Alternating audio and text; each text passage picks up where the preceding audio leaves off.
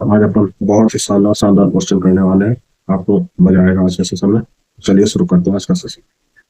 Which statement accurately explain the variation in torque speed behavior between deep bar and double cage induction?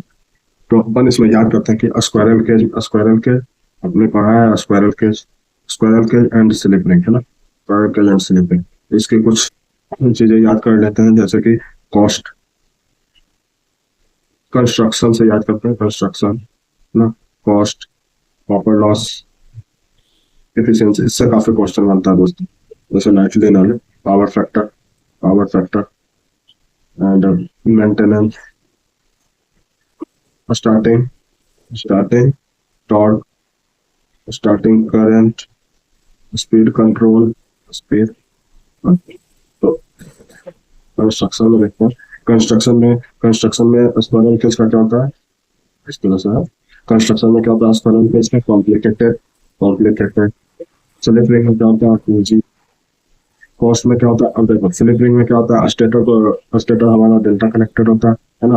Rotor क्या होता है, star connected होता है, इसी में तीन स्लिप रिंग लगा होता है। तो इसका जो कंस्ट्रक्शन है इजी हो जाएगा, लेकिन स्क्वायरल केज का कॉम्प्लिकेटेड होगा, है ना। तो कॉस्ट में देखते हैं, अब यहाँ स्लिप रिंग लग रहा है तो ऑब्वियसली कॉस्टली हो जाएगा, लेकिन ये चीप होगा। कॉपर डॉस में क्या हो जाएगा, अब यहाँ पे तीन स्लिप रिंग लग है ना, तो स्लिप रिंग वजह से लॉसेस भी होगा, तो हाई, ये लो। अब लॉसेस हाई होगा तो एफिशिएंसी लो हो जाएगा। पावर फैक्टर भी लो, है ना। अब इसमें मेंटेन, ये सब ऑपोजिट कर, इसमें हाई, कॉपर लॉस लो हो गया तो एफिशिएंसी हाई हो जाएगा, पावर फैक्टर हाई हो जाएगा, मेंटेनेंस लो हो जाएगा। इसमें मेंटेनेंस करने की कोई जरूरत नहीं है, एक बार आप लगा दो केज रोटर, उसके बाद कोई जरूरत नहीं है ना। यहाँ पे हाई मेंटेनेंस चाहिए, बार बार स्लिप को मेंटेन की जरूरत है। स्टार्टिंग टॉर्क, यहाँ पे लो स्टार्टिंग टॉर्क होता है, लेकिन यहाँ पे हाई स्टार्टिंग टॉर्क होता है।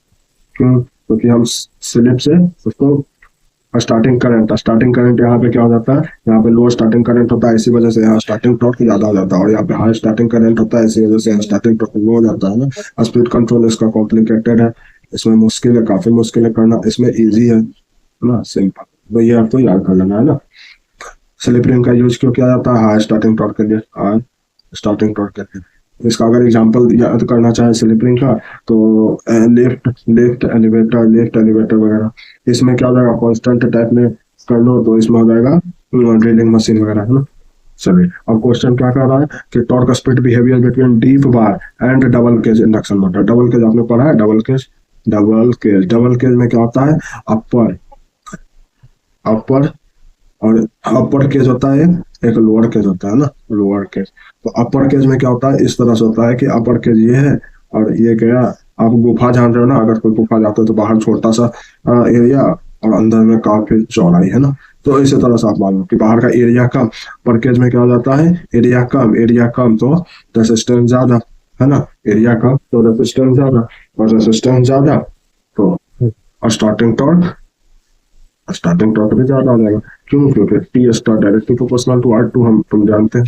उसी तरीका से यहाँ पे लोअर में क्या हो रहा है, एरिया ज्यादा है तो रेसिस्टेंस कम तो स्टार्टिंग टॉर्क कम, है ना। तो यहाँ पे क्या हो जाता है ना, डबल केज में क्या हो रहा है, इसका ग्राफ इस तरह से बनता है, ये रहा। इनर केज में इस तरह से आता है, और आउटर केज में इस तरह से, ठीक है। तो रिजल्टेंट जो बन जाता है, जो हमारा ग्राफ बनता है डबल केज, वो इस तरीके से बनता है ना। तो यहाँ पे हमें क्या होता है, स्मूथर टॉर्क नहीं मिलता, smooth torque not gate. High starting torque होता है डबल केज में high starting torque, but not smooth नहीं होता। क्यों? क्योंकि दो केज है ना, उसी के वजह से शिफ्ट होता है उसमें, तो उसमें स्मूथ नहीं होता है। बट यहाँ पे डीप बार में होता है, डीप बार ये भी हाई स्टार्टिंग टॉर्क के लिए यूज होता है, हाई स्टार्ट टॉर्क, बट यहाँ पे स्मूथ होता है। चलिए अब देखते हैं। Deep bar rotor deliver higher torque at a low speed and poorer performance. ऐसा तो हम नहीं पढ़े हैं कि poorer performance at near synchronous speed. Torque speed both types are identical नहीं होता है। डबल कैजेटर सुपीरियर स्टार्टिंग, देखो इसका स्टार्टिंग टॉर्क जो है ना, इससे भी ज्यादा होता है, डीप बार से भी ज्यादा होता है, ठीक है। तो double cage rotor superior starting torque while deep bar rotor ensures a smoother torque transition and speed rise. तो ये हो जाएगा, है ना। चलिए दूसरा क्वेश्चन देखते हैं दोस्तों। The instantaneous value of sinusoidal, instantaneous value तो ये तो बच्चा बच्चा जान रहा है, v equal to V M sine omega T. चलिए आगे चलता है। स्पिनिंग रिजर्व, इसमें देखिए ये बहुत ही अच्छा क्वेश्चन है। इसमें बहुत बहुत बच्चे कंफ्यूज होते हैं कि हॉट रिजर्व क्या होता है, कोल्ड रिजर्व क्या होता है ना। तो चलिए आज इसे क्लियर ही कर देते हैं। तो देखिए इसमें दो तरह की चीजें हमें पढ़नी है, hot reserve, hot reserve, hot reserve, hot reserve है ना, और एक कोल्ड रिजर्व, कोल्ड। ठीक है, तो हम अगर कोई पावर जनरेशन प्लांट है, ठीक है, तो उसमें उसमें हम लोड से कनेक्ट नहीं करते। हॉट रिजर्व क्या होता है, not synchronised, not synchronised but ready, ready to take load, take load ना। जैसे कि अगर मेरा थर्मल जनरेशन प्लांट है तो उसमें हम पूरा प्रेशर बना, स्टीम का प्रेशर बना के रखते हैं ना, कि जब भी जरूरत होगा अपन जनरेशन प्लांट को स्टार्ट मतलब सिंक्रोनाइज कर देंगे, कनेक्ट कर देंगे, है ना। पूरा प्रेशर वगैरह सब बना के रखते हैं, बट उसको स्टार्ट उसको सिंक्रोनाइज नहीं रखते हैं ना। और कोल्ड रिजर्व क्या होता है कि not synchronised, not synchronised and also not ready, not ready to start. कह ले तो इसको कह सकते हैं कि शट डाउन कंडीशन में रहता है, जैसे कोई पावर प्लांट पूरी तरह से बंद है। लेकिन यहाँ क्या हॉट रिजर्व में, हॉट रिजर्व में कि कनेक्टेड नहीं है बट लेकिन स्टार्ट है, पूरी तरह से स्टार्ट है, और वो कुछ मिनटों या कुछ घंटों में ही लोड प्रोवाइड करने लगेगा। और इसी के अंदर आता है एक स्पिनिंग रिजर्व, स्पिनिंग मतलब स्पिन कर रहा है ना, spinning, spinning, spinning reserve. Spinning reserve क्या है कि सिंक्रोनाइज्ड है, synchronised, synchronized, synchronized and ready to take load, ready to take load मतलब ये लोड दे नहीं रहा, दे नहीं रहा, दे नहीं रहा, दे नहीं रहा, लेकिन तैयार बैठा है, तैयार बैठा देने को। ठीक है, तो हॉट रिजर्व हमने क्या पढ़ा कि नॉट सिंक्रोनाइज, सिंक्रोनाइज नहीं है लेकिन रेडी है। ठीक है, कोल्ड रिजर्व तो पूरी तरह शट डाउन है तो उसे कोल्ड रिजर्व कर देते हैं। लेकिन स्पिनिंग रिजर्व क्या है कि सिंक्रोनाइज भी है और लोड देने के लिए रेडी भी है। ये रखना है कि दे नहीं रहा है, ठीक है, देने के लिए बस रेडी है और कुछ सेकंड में ही दे देगा, ये सेकंड में ही दे देगा और ये कुछ मिनट में ही लोड प्रोवाइड करेगा। और इसको डेज लग जाएंगे, काफी मिनट और आवर में दे देगा, लेकिन इसको काफी देर लग जाएंगे, शट डाउन है, उसमें काफी सारी चीजें होती है जनरेशन प्लांट में, तो वो करना होगा, फिर ये लोड प्रोवाइड करेगा, है ना। अब इसमें चलिए इसमें देखते हैं spinning reserve is a type of, तो ये हॉट रिजर्व। अब इसमें एक चीज और हो जाता है ना कि डायरेक्ट क्वेश्चन बनता है कि hot reserve, hot reserve, hot reserve में क्या हो जाता है कि इन operation, in operation but not in service, but not in service, but not in service. Cold reserve में क्या हो जाता है in service, in service, in service but not in operation, not in, not in operation, not in operation.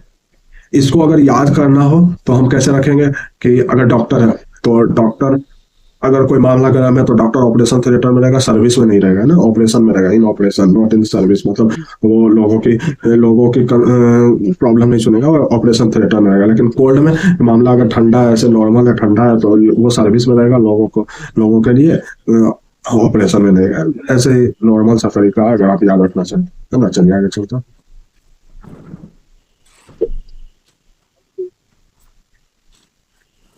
For the first order system, GS equal to 1 by what are the 3 minus 3 dB bandwidth।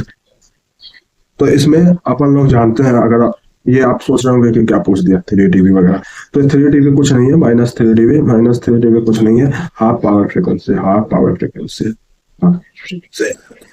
Minus लगा है तो lower half, lower वाला है। जैसा कि अपन लोग जानते हैं कि इस तरह से अगर है तो अगर ये ग्राफ है तो ये ओमेगा हो गया, है ना, ये हो गया लोअर हाफ पावर फ्रीक्वेंसी, इसको माइनस 3 dB बोल दिया, और ये हायर हाफ पावर फ्रीक्वेंसी तो इसको 3 dB बोल दिया, है ना। अच्छा, यहाँ इसकी वैल्यू क्या हो जाती है मैक्सिमम से, ये हो जाती है IM/√2, है ना। तो यही बोल रहा है कि इस सिस्टम का हमें लोअर हाफ पावर फ्रीक्वेंसी निकालना है ना, lower half power frequency, sorry half power bandwidth निकालना, हाफ पावर बैंडविड्थ निकालना। तो अगर फ्रीक्वेंसी की बात कर रहा है, फ्रीक्वेंसी की बात कर रहा है तो एस को रिप्लेस कर देंगे, एस को रिप्लेस कर देंगे किससे, जे ओमेगा से, हाँ, उसके बाद अपन निकालेंगे। तो अगर J omega equal to 1 plus J omega T लिखते हैं, है ना। अब इसमें अगर इसका मैग्नीट्यूड निकाले, जी जे ओमेगा, इसका मैग्नीट्यूड निकाले तो 1/√1 का स्क्वायर ओमेगा टी का स्क्वायर, है ना। ये निकल गया। अब अगर मुझे बैंडविड्थ क्या कर रहा है कि क्या कर रहा है, बैंडविड्थ निकालना है ना, तो यहाँ पे बैंडविड्थ की वैल्यू क्या हो जाएगी, √2 हो जाएगी, है ना। ये मेरा बैंडविड्थ निकला है, ठीक है, ये मेरा बैंडविड्थ यहाँ पे निकला है, ठीक है। और कह रहा है मुझे -3 dB, मतलब यहाँ लोअर हाफ पावर बैंडविड्थ निकालने बोल रहा है, तो यहाँ पे इसकी वैल्यू क्या हो जाएगी, 1/√2 हो जाएगी, है ना, 1/√2 हो जाएगी। तो इसको ऐसे लिख सकते हैं ना कि 1/√2 equal to 1/1 plus omega square T square. तो यहाँ से अगर अपन इसको सॉल्व करेंगे तो 1 plus omega square T square equal to 2 हो जाएगा, और omega square T square equal to 1 हो जाएगा। तो ओमेगा टी इक्वल टू 1 हो जाएगा, ओमेगा इक्वल टू 1/t हो जाएगा, तो बैंडविड्थ 1/t निकल जाएगा। ऑप्शन में देखेंगे दोस्तों तो ये दोनों है, ठीक है। अब क्या निकालना है, फेज एंगल निकालना, और कहाँ निकालना है, इसी बैंडविड्थ में निकालना है, इसी बैंडविड्थ में निकालना है। तो फेज एंगल का अपन फॉर्मूला जानते ही है, क्या होता है फेज एंगल का फॉर्मूला, -tan इनवर्स, ये इमेजिनरी वाली होती है, तो इमेजिनरी ओमेगा टी है, और ये रियल वाली होती है, तो ये हो गई, तो -tan इनवर्स ओमेगा टी हो जाएगी, है ना। और ओमेगा की वैल्यू अपन यहाँ से 1/t निकालने हैं, तो -tan inverse 1/t into T, तो यहाँ टी टी कैंसिल, तो ओमेगा tan इनवर्स 1 आ जाएगा, तो ये 45 -45 हो जाएगा, तो आंसर ये सही है। चलिए आगे चलते हैं दोस्तों। ये देखिए, इन अ 2-port network consists only of bilateral element and input 3 ampere produces an output current इतना, इनपुट दिया हुआ है 3 एम्पियर, है ना, और आउटपुट करंट दिया हुआ 1.5 एम्पियर। और ये भी नोटिस करना है, ये बायलैटरल एलिमेंट है, बायलैटरल क्या है, बायलैटरल, इसको ध्यान रखना है कि ये बायलैटरल है, बायलैटरल एलिमेंट है। अब इनपुट बोल रहा है, ये आउटपुट बोल रहा है, क्या होगा अगर output of the input and output ports are interchange करा, इनपुट को आउटपुट से इंटरचेंज कर दो, आउटपुट को इनपुट से इंटरचेंज कर देंगे टर्मिनल को, और इनपुट में हम 3 एम्पियर अप्लाई करेंगे, तो क्या होगा, बायलैटरल है ना, तो बायलैटरल है तो कुछ नहीं होगा, यूनिलैटरल रहता है तो कुछ स्वस्थ भी, तो कुछ नहीं होगा, आउटपुट में क्या हो जाएगा, 1.5 एम्पियर ही हो जाएगा। चलिए ये देखो दोस्तों, जिसका कंसेप्ट क्लियर होगा वही ये क्वेश्चन कर सकता है ना। Coulomb's law states the charge, हम सब जानते हैं like charge repel and opposite charge attract each other, this law holds essentially true only on, तो देखो कूलम्स लॉ की कुछ लिमिटेशन होती है ना। कूलम्स लॉ, लाइक चार्ज तो अट्रैक्ट रिपेल करता है, लाइक चार्ज रिपेल करता है ना, और सेम चार्ज को अट्रैक्ट करता है, तो कूलम्स लॉ ये पढ़े। और ये जो फोर्स लगता है दो चार्जों के बीच में, ये क्या हो जाता है, F equal to K into Q1 Q2 R square, ये होता है ना। लेकिन इसका लिमिटेशन है, और लिमिटेशन क्या है, लिमिटेशन है कि स्टेशनरी चार्ज होना चाहिए, स्टेशनरी चार्ज होना चाहिए, ठीक है। ये जो फोर्स है ये इलेक्ट्रोस्टैटिक फोर्स की वैल्यू है ना। और दूसरा क्या होता है कि पॉइंट चार्ज होना चाहिए। अब आप कहोगे स्टेशनरी चार्ज क्यों, अगर अरे भाई स्टेशनरी चार्ज नहीं होगा, अगर चार्ज मूव होगा, चार्ज अगर मूव होगा तो उससे क्या क्या होगा, इलेक्ट्रिक फोर्स भी उसमें लगेगा और मैग्नेटिक फोर्स भी लगेगा, जान ही रहे, है ना। तो इसीलिए कूलम्ब लॉ लगने के लिए क्या होना चाहिए, क्या होना चाहिए, स्टेशनरी चार्ज होना चाहिए और पॉइंट चार्ज होना चाहिए। इसका मतलब जो चार्ज है उसका जो शेप है वो डिस्टेंस जो है, डिस्टेंस बिटवीन उससे भी छोटी होनी चाहिए, है ना। तो इसका क्या हो जाएगा, like charges move while opposite charges मैंने बोथ लाइक एंड स्टेशनरी भी तो चाहिए, दोनों स्टेशनरी होना चाहिए। चलिए आगे चलते हैं।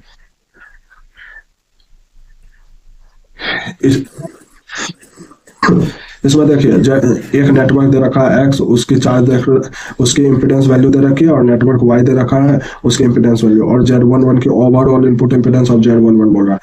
और सीरीज में क्या हो जाता है, प्लस हो जाता है, तो Z11 प्लस हो जाएगा 12 18 20। अब देखिए इन लैपलास ट्रांसफॉर्म, लैपलास और फूरियर, नहीं ये बस लैपलास है। तो इसमें मैं आपको एक काफी अच्छी चीज बता सकता हूँ कि ये आप रहने दो लेप्लास वगैरह जो ये बोल रहा है, आप ये देखो कि अगर ये दो मैग्नेट है ना, ये दो मैग्नेट और ये इसके बीच प्लेट है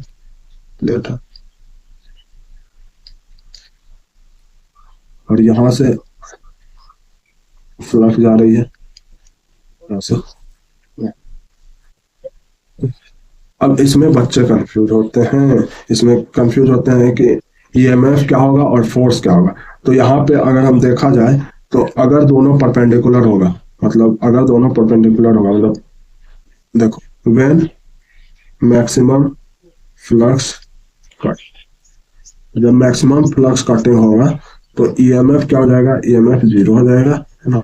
और फोर्स मैक्सिमम, फोर्स मैक्सिमम। यहाँ बच्चे कंफ्यूज रहते हैं, कभी एग्जाम में ईएमएफ लगा कुछ, कभी ईएमएफ पूछता है, कभी फोर्स पूछता है, तो बच्चे इसमें कंफ्यूज अक्सर रहते हैं। अब देखो मैं बताता हूँ, ईएमएफ का फॉर्मूला होता है equal to B L V sine theta, sine theta, और थीटा जो है थीटा बिटवीन, बिटवीन भी एंड बी, और फोर्स होता है B I L sine theta and angle between L and B, ठीक है। तो वही है कि अगर ये, अगर ये इस तरह से रहा, मतलब मैं इसको कैसे बताऊं कि अगर ये मैक्सिमम कट कर रहा है ना, आप अपने से देखो मैक्सिमम कट रहा है, कट कर रहा है, तो फ्लक्स तो इधर हो जाएगा, है ना, लेकिन ये जो फ्लक्स की डायरेक्शन ये होगी और इस तरह से इसकी वेलोसिटी की डायरेक्शन ये होगी, है ना। तो यहाँ पे क्या हो जाएगा, एंगल जीरो हो जाएगा, एंगल जीरो हो जाएगा। यहाँ लिख देता हूँ कि साइन थीटा जीरो। लेकिन अगर, और यहाँ पे अब देखो मैक्सिमम बी और एल के बीच में बोल रहा है, तो प्लेट और मैग्नेटिक फील्ड दोनों एक दूसरे के परपेंडिकुलर है, तो यहाँ साइन थीटा क्या हो जाता है, 90 हो जाता है, तो इसीलिए मैक्सिमम, है ना। ये क्लियर है, चलिए आगे चलते हैं। तो विच स्टेटमेंट बेस्ट डिस्क्राइब की difference between Fourier and Laplace. तो देखो फूरियर का हम यूज क्यों करते हैं, फूरियर का यूज और लेप्लास का यूज, देखो जब कोई सिस्टम को इनिशियल कंडीशंस के साथ स्टार्ट करना होगा तो हम लेप्लास काम में लेंगे, है ना, क्योंकि फूरियर के पास इनिशियल कंडीशन का कोई ऐसा फॉर्मूला नहीं है, ठीक है। फूरियर जो होता है ना, basically Fourier, Fourier steady state analysis करता है, steady state, sorry sorry sorry sorry, Fourier जो है स्टडी स्टेट एनालिसिस, एनालिसिस में काम आता है एंड सिग्नल प्रोसेसिंग, सिग्नल या no initial condition, no initial condition, मानकर चलता है, ये मानकर, मानकर चलता है कि सिस्टम स्टार्ट है, पहले से स्टार्ट। इसका जो रेंज होता है minus infinity to infinity to infinity होता है ना, जबकि जबकि इसमें क्या हो जाता है, लैप्लास, लैप्लास इसका टाइम पीरियड 0 टू इन्फिनिटी होता है। तो लैप्लास ट्रांसफॉर्म के incorporate initial condition where do not, यही हो जाएगा। Fourier transform can handle initial while, Fourier transform can handle, ये नहीं होगा ना पूरी तरह से, both Fourier Laplace handle initial and transform नहीं होगा। चलिए आगे चलते हैं। In NPN BJT under thermal equilibrium, no external bias. What is a key feature of energy band diagram? अच्छा आपको एनर्जी बैंड डायग्राम याद है, एनर्जी बैंड डायग्राम नॉर्मली तो ये है कि ये वैलेंस बैंड है, ये वैलेंस बैंड है ना, ये कंडक्शन बैंड है ना, लेकिन ये कहाँ पे होता है, आप बताओ ये कहाँ पे होता है, ये किसका एनर्जी बैंड डायग्राम है,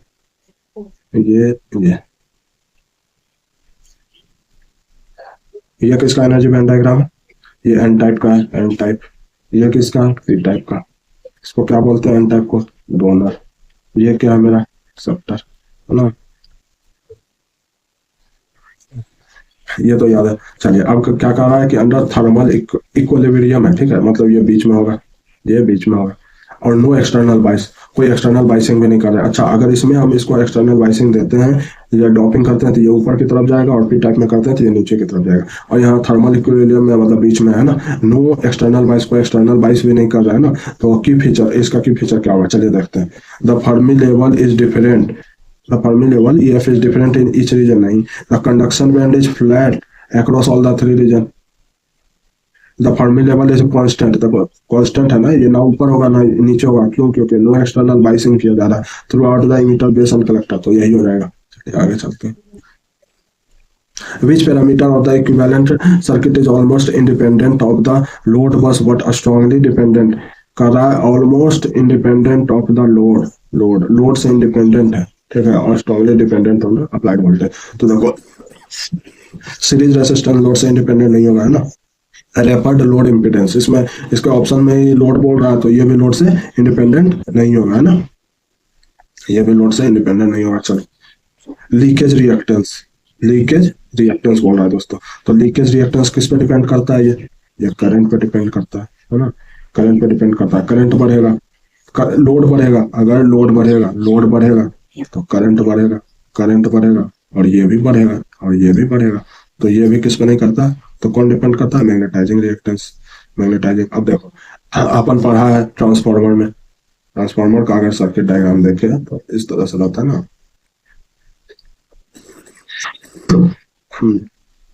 देखो इसमें अगर इधर नो लोड भी है, इधर नो लोड भी है, फिर भी ये जो है तो मैग्नेटाइजिंग रिएक्टेंस उतना ही करंट लेगा, अगर इधर लोडेड होगा तो भी उतना ही करंट लेगा। और ये बेसिकली देखो मैग्नेटाइजिंग रिएक्टेंस का काम क्या है, मैग्नेटाइजिंग रिएक्टेंस का काम क्या है, मैग्नेटाइजिंग रिएक्टेंस का काम है इसको मैग्नेटाइज करना, कोर को मैग्नेटाइज करना और फ्लक्स प्रोड्यूस करना। इसका काम क्या है, कोर को मैग्नेटाइज, कोर मैग्नेटाइज, मैग्नेटाइज करना एंड फ्लक्स प्रोड्यूस करना, है ना। तो लोडेड रहे या ना रहे इससे फर्क नहीं पड़ता है, वो उतना करंट लेगा ही लेगा, है ना। और उसका इसमें क्या रहा था, लोड बढ़ रहा था, करंट बढ़ रहा था, लेकिन इसमें ऐसा कुछ नहीं है, वो इतना ही लेगा, मैग्नेटाइज करने के लिए जितनी जरूरत होती है उतनी ही लेगा, ठीक है। तो almost independent of the load है और dependent of the applied voltage हो जाएगा ना, कि अप्लाइड वोल्टेज पे डिपेंड करता है। चलिए, सीरीज आरसी सर्किट आ दिया हुआ है, सी दिया हुआ है, स्टेप इनपुट दिया हुआ है, T equal to 0, determine the time at which capacitor 63% of the value का कि चार्ज हो जाएगा। तो क्या होगा, इसमें कुछ नहीं है, फॉर्मूला है time equal to R C होता है 20 into 10 to the power 3 into 15 to 10 to the power minus 6। इसको सॉल्व कीजिए दोस्तों, तो बहुत सेकंड आ जाएगा, 50 मिनट 100 यहाँ से कट कट के सेकंड आ जाएगा, समथिंग। अब मैग्नेटिक सर्किट और मीन लेंथ इतना है, टर्न इतना है और करंट इतना है। ये अपन ने पिछले क्लास में भी जाना कि H equal to N I by L होता है, फॉर्मूला है ना। हाँ, तो N I by L 500 into I कितना, इतना 0.8, यहाँ से इसको ऊपर कर दिए, इसको सॉल्व कीजिएगा दोस्तों, तो ये 4 नहीं, ये 2 2 तो की 8, यहाँ माफ कर दो, 2 तो की 8, यहाँ कितना हो जाएगा 5, है ना, 250, 1250। चलिए आगे चलते हैं। सिमेट्रिकल भी है, ये सिमेट्रिकल भी है और रेसिप्रोकल भी है, ठीक है। तो सिमेट्रिकल भी है तो y11 equal to y22 equal to 3s हो जाएगा, और रेसिप्रोकल है, रेसिप्रोकल है तो y12 equal to y21 equal to -2 हो जाएगा। और कह रहा है load resistance, it means R2 दिया हुआ है, सॉरी ये गलती था, मिसप्रिंट हुआ था मेरे से, तो इसको 1 ओम कर लीजिएगा। R2 इतना दिया हुआ है और V1 2 वोल्ट दिया हुआ है। तो चलिए अपन इसका क्या होता है, इसका क्या होता है, इसका होता है इम्पिडेंस का, आपने वो याद किया है ना, I1 I2 इक्वल टू इस तरह से V2 V1 V2।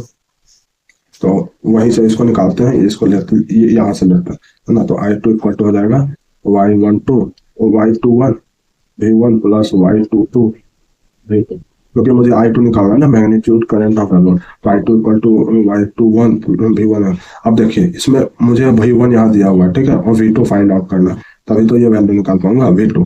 तो V2 निकालने के लिए क्या करना होगा, V2 निकालने के लिए V2 निकालना होगा ना दोस्तों। तो V2 के लिए क्या करना होगा, V2 इक्वल टू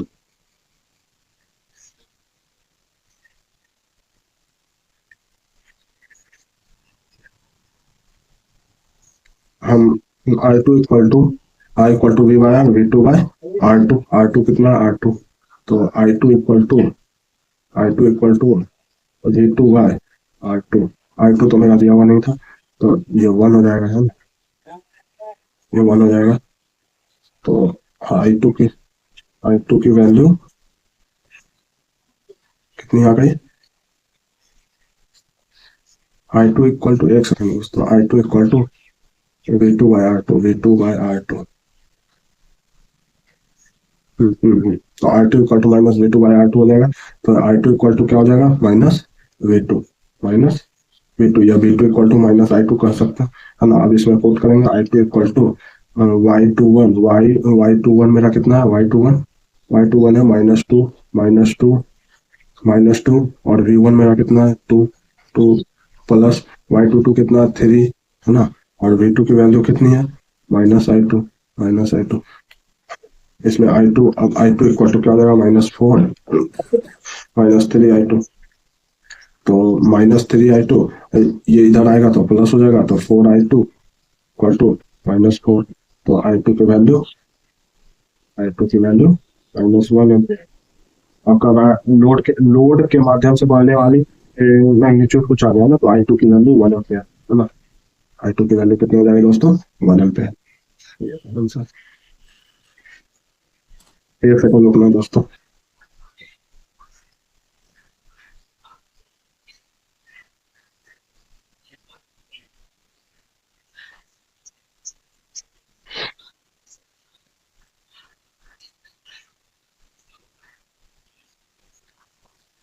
चलिए आगे चलता हूँ दोस्तों, ये आज का आखिरी question. In 403 phase wire four system the voltage, ये देखिए ये जब भी होगा ना तो ये लाइन वोल्टेज होता है, ये जो भी दिया हुआ है, अगर नहीं बोला है कि कुछ भी तो ये लाइन वोल्टेज होता है। तो 3 फेज 4 वायर सिस्टम है, इट मीन्स कि ये स्टार कनेक्टेड है ना, स्टार कनेक्टेड। आपका voltage between any phase and the neutral wire, phase और न्यूट्रल वायर के बीच का वोल्टेज का रहा है। तो देखो वी मतलब लाइन वोल्टेज क्या होता है ना कि फेज के दो फेज के बीच का वोल्टेज होता है। लेकिन वी फेज का होता है एक फेज एंड एक न्यूट्रल, एक फेज न्यूट्रल तो खैर एक ही होता है, एक फेज एंड न्यूट्रल के बीच का, जैसे कि VRM, VYM, VBM। लेकिन यहाँ पे क्या हो जाता है VRY, VYB, VBR, है ना। तो ये हो जाता है। और ये क्या कर रहा है, between any phase and neutral, मतलब मुझे फेज वोल्टेज निकालने के लिए करा, लाइन वोल्टेज दिया हुआ है स्टार में, तो स्टार में क्या होता है VL equal to √3 V phase होता है ना। अब V फेज निकालने बोल रहा है तो VL by √3 equal to V phase हो जाता है, तो 400 बाई √3, तो ये 1.7 होता है, तो 230 समथिंग आएगा, तो 230 हो जाएगा। अच्छा, अब इसमें ये स्टार है, ये डेल्टा, इसमें क्या होता है line voltage VL equal to √3 V phase, लेकिन लाइन करंट क्या होता है I equal to I phase. यहाँ पे क्या हो जाता है VL equal to V phase, but line current क्या होता है I equal to I phase, है ना। ध्यान हो गया। चलिए आज के लिए इतना ही रहने देते हैं दोस्तों।